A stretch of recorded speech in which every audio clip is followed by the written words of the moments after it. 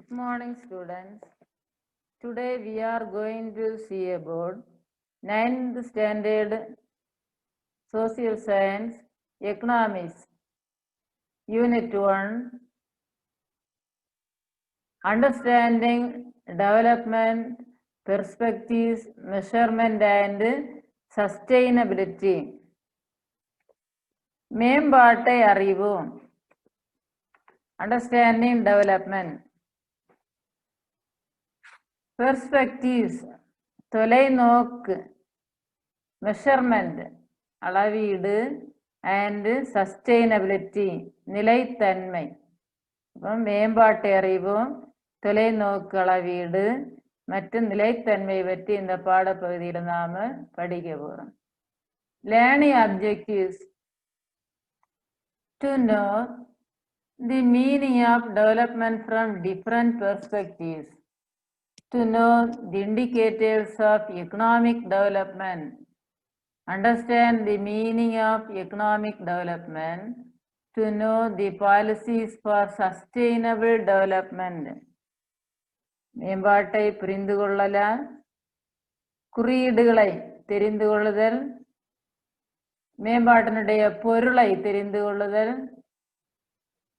நிலையான வளர்ச்சிக்கான ஒரு கொள்கைகளை தெரிந்து கொள்ள முடியும். இந்த பாடப்பகுதியின் மூலம் நமக்கு புரிந்து கொள்ள இயலும். First of all, introduction. The word development is used widely.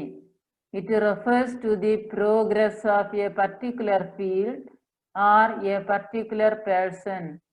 Similarly, the economic progress of a country is known as economic development.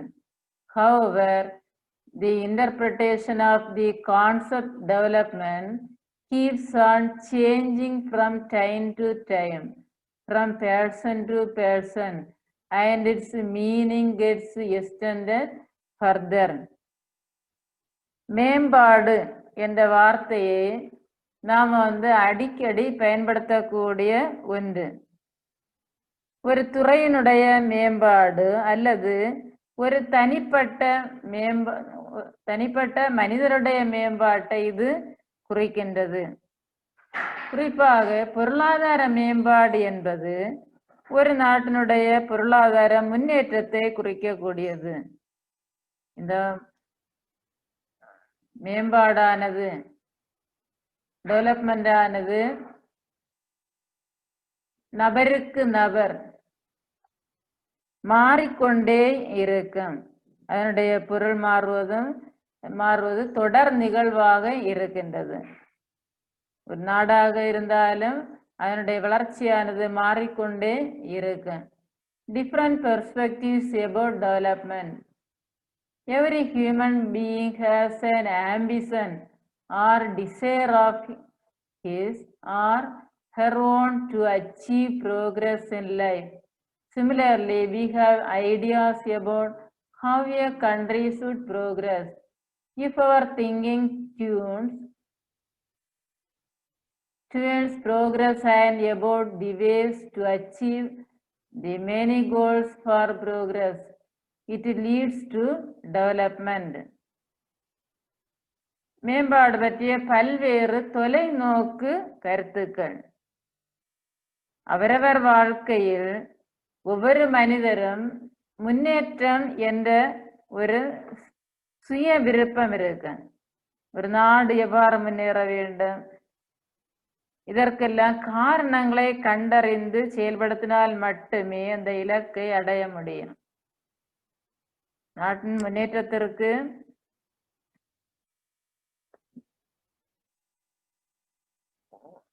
மக்களுடைய இலக்கு தான் முக்கியம். To achieve the many goals for progress, it leads to development. நமது இலக்குகளை அடைவதற்கான வழிகளை நாம் தெரிந்து வைத்திருக்க வேண்டும். Let us try to imagine what development means to different people. மேம்பாடு என்ற சொல் பல்வேறு மக்களால் பல்வேறு விதமாக உணரப்படுகின்றது என்பதை இங்கு கொடுத்திருக்குது இந்த பிக்சர்ல. டெவலப்மெண்ட் மேம்பாடு. First of all, improvement. Improvement என்று பார்க்கும்போது முன்பு இருந்ததை விட மேம்பாடு அடைய செய்தல். Growing process in a needed direction. தேவையான வழிகளில் வளர்ச்சி அடைதல். Way of moving forward. அந்த வழியை பார்த்து நாம முன்னோக்கி செல்லுதல். Not doing same mistake twice. தவறினை மீண்டும் 2 முறை செய்யாதிருத்தல். மீண்டும் மீண்டும் தவறுகளை செய்யக்கூடாது. Part of daily life. இது முன்னேற்றம் என்பது ஒரு தனிப்பட்ட மனிதருடைய தினசரி வாழ்க்கையின் ஒரு பகுதியாக இருக்கின்றது. அட்வான்ஸ் முன்னெடுத்தல். Grows within. தன்னுள் வளர்ச்சி, ஒரு தனிப்பட்ட மனிதனுடைய வளர்ச்சி. முன்னேற்றம் என்பது பல வகைகளில் உணரப்படுகிறது. நெவர் எண்டிங் ப்ரோக்ரஸ், முடிவில்லாத ஒரு செயல்பாடு. பெட்டரிங் யுவர் செல்ஃப், தன் மேம்பாடு. ஃப்ரீடம் டு க்ரோ, வளர்ச்சிக்கான சுதந்திரம். ப்ரோக்ரஸ், முன்னேற்றம். இவ்வாறு இந்த முன்னேற்றத்தை பற்றி பல்வேறு மக்களால் பல்வேறு விதமாக உணரப்படுகிறது. From the above chart, you will notice that other than income, people seek freedom to grow on their own. Thus, development refers to the improvement in quality of life, such as higher income, better education, better health and nutrition, less poverty and more equal opportunity. ஒவ்வொரு மனிதரும் தங்களுடைய குறிக்கோளை அடைய அவரவர் வாழ்க்கையில் முன்னேற விருப்பம் கொள்கின்றார்கள். இதற்கான காரணங்களை கண்டறிந்து செயல்பட்டால் மட்டுமே முன்னேற்றம் ஏற்படும். இந்த மேலே உள்ள படத்தை பார்க்கும்போது உயர்ந்த வருவாய்,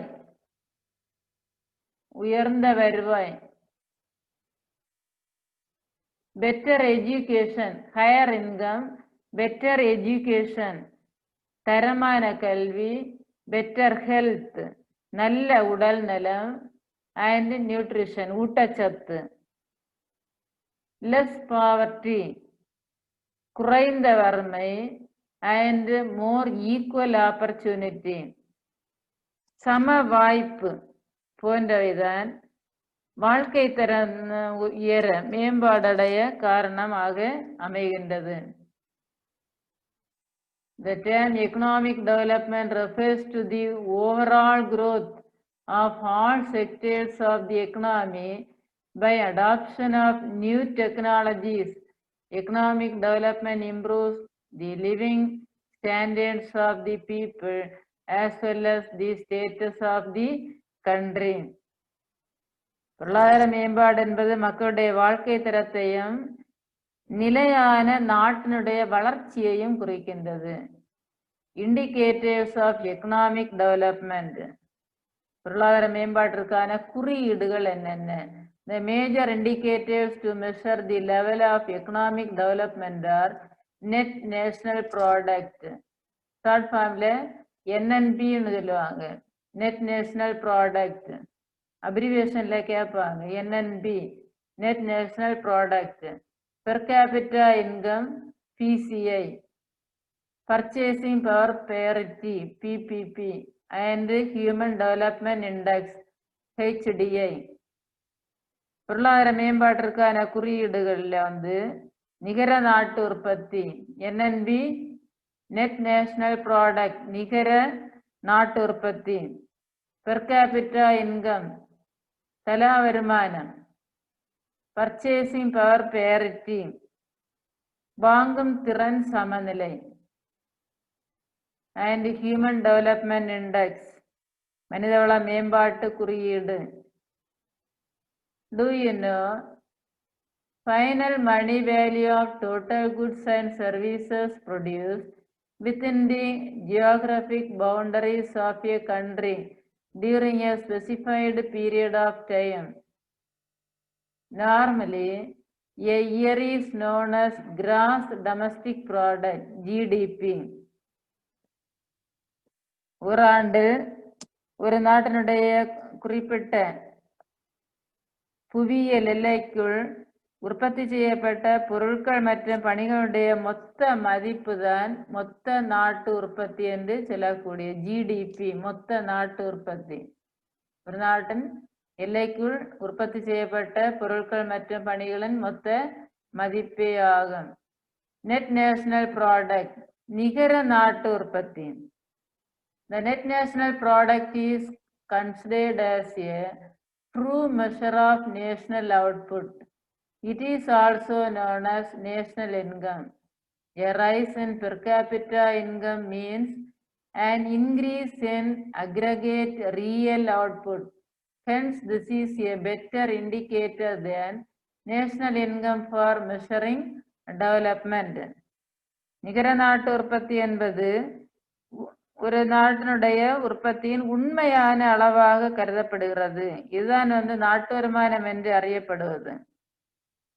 தனிநபர் வருமானமே நாட்டினுடைய மேம்பாட்டை அளவும் சிறந்த குறியீடு.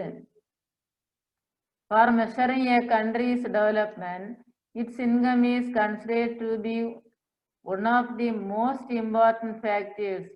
Countries with higher income are considered to be more developed than those with lesser income.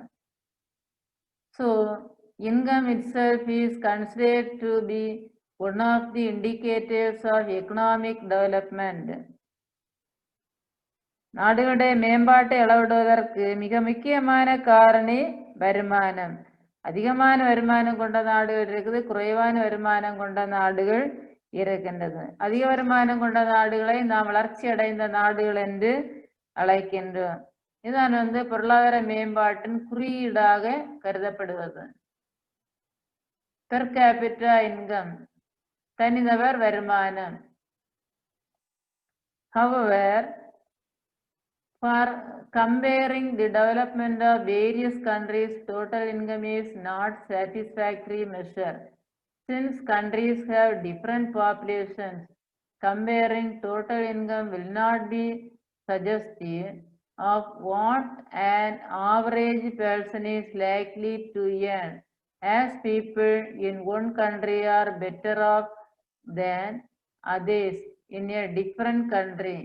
The average income is calculated by dividing the country's total income by its total population. The average income is also called per capita income. Calculations on the per capita income of all countries are calculated only in the US dollar in order to compare international level. Per capita income, தனி நபர் வருமானம். நாட்டு வருமானத்தை மக்கள் தொகையால் வகுத்தால் கிடைப்பது தனிநபர் வருமானம். இது சராசரி வருமானத்தை குறிக்கின்றது. சர்வதேச அளவில் அமெரிக்க டாலரில் மட்டுமே நாட்டு தலா வருமானத்தை கணக்கீடு செய்கின்றார்கள். Do you know per capita income? According to the World Bank report, new income measurements of countries are classified as below 2017 to 18. உலக வங்கியின் அறிக்கையின்படி நாடுகளின் வருமான அளவீடுகள் புதிதாக வகைப்படுத்தப்பட்டுள்ளது. 2017-18 ஆண்டின்படி types of countries: low income, greater than 1,105, lower middle income 1,006 to 3,955 income, upper middle 3,956 to 12,235 income, high income less than 12,235. குறைந்த வருவாய். குறைந்த வருவாய் என்பது 1005 தலா வருமானம் அமெரிக்க டாலரில் கொடுத்திருக்குது. குறைந்த வருமானம் என்பது 1005 ரூபாய். உயர்ந்த வருவாய் என்பது 12,235 ரூபாய். நடுத்தர வருமானம் என்பது அதுல நடுத்தர வருமானத்துல வந்து குறைந்த நடுத்தர வருவாய், lower middle income, upper middle income. குறைந்த நடுத்தர வருவாய் என்றும் உயர் நடுத்தர வருவாய் என்றும் ரெண்டாக பிரிச்சிருக்கிறாங்க. 1006 இருந்து 3955 வரை வருமானம் உடையவர்கள் குறைந்த நடுத்தர வருமானம் உடையவர்கள் என்றும், 3956 இருந்து 12,235 வரை வருமானம் ஈட்டக்கூடியவர்கள் உயர் நடுத்தர வருவாயில் உள்ளவர்கள் என்றும் கணக்கீடு செய்யப்படுகின்றது. பர்ச்சேசிங் பவர் பேரிட்டி, வாங்கும் திறன் சமநிலை.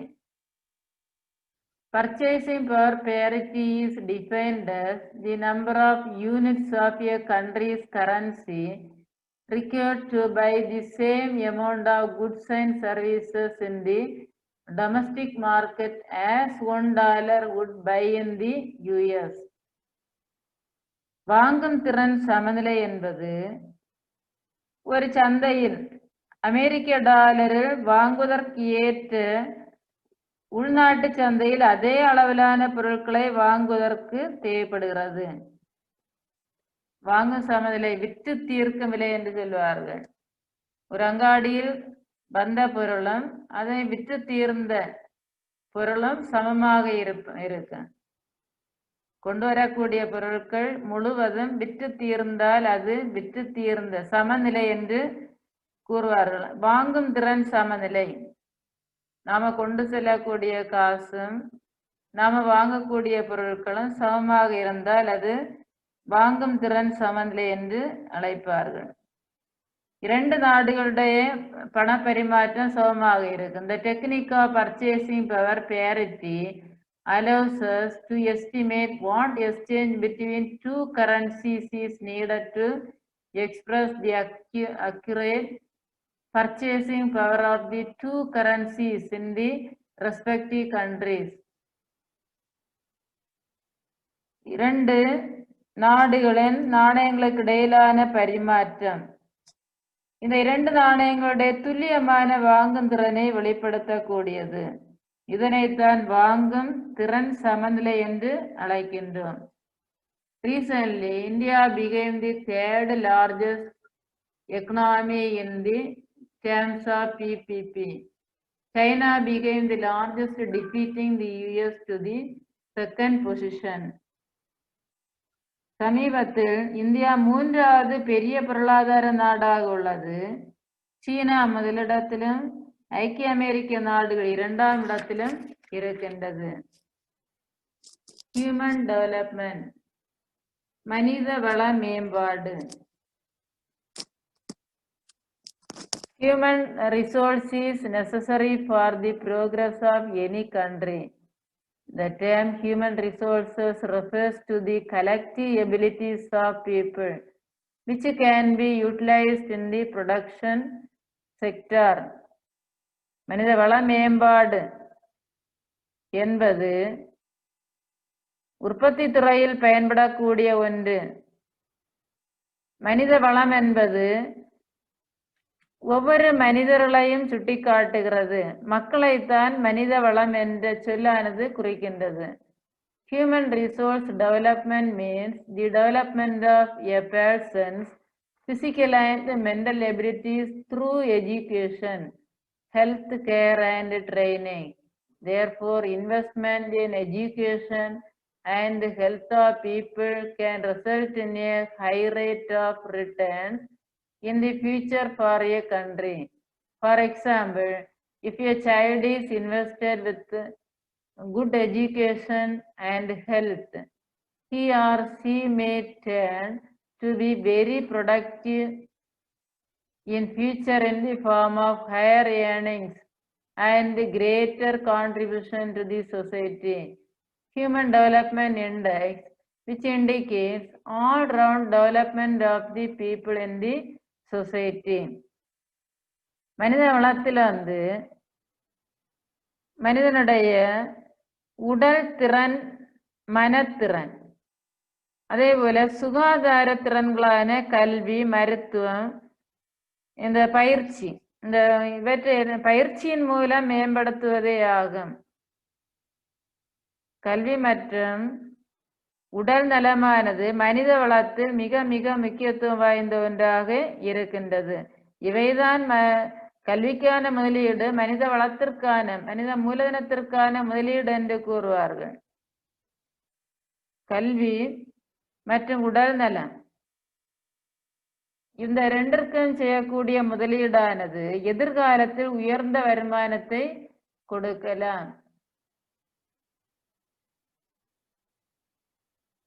In the past, economists believed that the rate of economic growth of nations could be increased only by increasing investment in physical capital, but they have realized over time that investment in human capital is as important as investment in physical capital.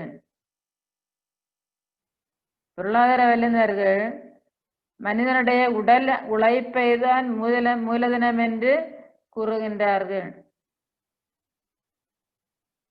மனிதனுடைய உழைப்பின் முதலீடு என்பது உடல் நலத்தின் மீது செய்யப்படக்கூடிய ஒரு முதலீடு. Do you know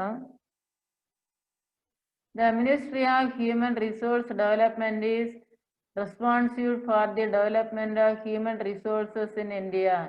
Its headquarters is situated at Shastri Bhavan in New Delhi. மனிதவள மேம்பாட்டு அமைச்சகம் இந்தியாவின் மனித வளங்களின் வளர்ச்சிக்கு மிக மிக முக்கியமான பங்கு ஆற்றுகின்றது. இதனுடைய தலைமையிடம் புதுடெல்லியில் சாஸ்திரி பவனில் அமைந்துள்ளது. What is HDI? மனிதவள மேம்பாட்டு குறியீட்டு எண் என்றால் என்ன? லைஃப் எக்ஸ்பெக்டன்சி அட் பர்த், ஆயுள் காலம், சராசரி ஆயுள் காலம் 65 ஆண்டுகள் என்று கூறுவார்கள். மனிதனுடைய சராசரி ஆயுள் காலம். ஆவரேஜ் எஜுகேஷன் லெவல்ஸ், வயது வந்தோர் கல்வி அறிவு வீதம், சராசரி கல்வி அளவு. Adult literary rates, standard of living GN, capita PPP, வாழ்க்கை தரம். இதுல வந்து பெர் கேபிட்டா இன்கம் வரும். பெர் கேபிட்டா அதுதான் கொடுத்துருக்குது, கேபிட்டான்னு கொடுத்துருக்குது. GNP கிராஸ் டொமஸ்டிக் ப்ராடக்ட், மொத்த நாட்டு உற்பத்தி. பெர் கேபிட்டா இன்கம் தலா வருமானம். PPP வாங்கும் திறன் சமநிலை.